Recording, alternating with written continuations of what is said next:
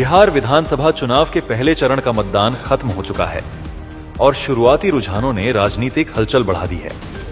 पहले चरण के बाद जन सुराज को भारी बढ़त मिलती दिख रही है, जबकि एनडीए के लिए ये संकेत किसी बड़े झटके से कम नहीं है। बिहार के पहले चरण के मतदान ने पूरे चुनावी समीकरण को पलटकर रख दिया है। मतदान के बाद के शुरुआती रुझान साफ इशारा कर रहे हैं कि जन सुराज जनता के दिलों में गहरी पैठ बना चुका है।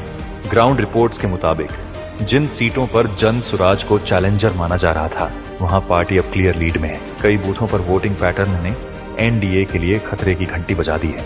स्थानीय मुद्दों, बेरोजगारी, शिक्षण व्यवस्था, पलायन और भ्रष्टाचार पर जन सुराज की लगातार कैंपेनिंग असरदार साबित होती दिख रही है।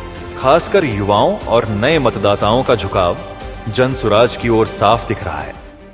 अभी मैंने जन सुराज को वोट किया। कितना मैंने जन सुराज का वोट इसलिए किया, यही एक ऐसा पार्टी है जो जाति धर्म से उठकर राजनीति करती है और जन सुराज हमें बहुत अच्छा पसंद करते हैं, क्योंकि ये युवाओं के लिए बहुत अच्छा रोजगार से बात करती है, पलायन से बात करती है।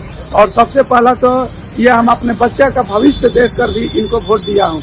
और आप लोगों से भी अनुरोध है कि आप लोग जातिवाद से उठकर इस पार्टी को सपोर्ट कीजिए। वहीं एनडीए खेमे में पहले चरण के बाद बेचैनी बढ़ गई है।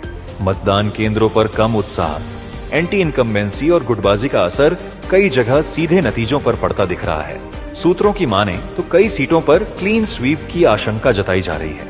अगर यही रुझान दूसरे में भी जारी रहा तो बिहार की राजनीति में एक बड़ा बदलाव तय माना जा रहा है। जन सुराज की बढ़त ने चुनाव में नया मोड़ ला दिया है। पहला चरण खत्म होते ही माहौल चुनावी नहीं बल्कि परिवर्तनकारी हो चुका है और सभी की निगाहें अब 14 नवंबर की ओर टिकी हैं, जब तस्वीर पूरी तरह साफ होगी।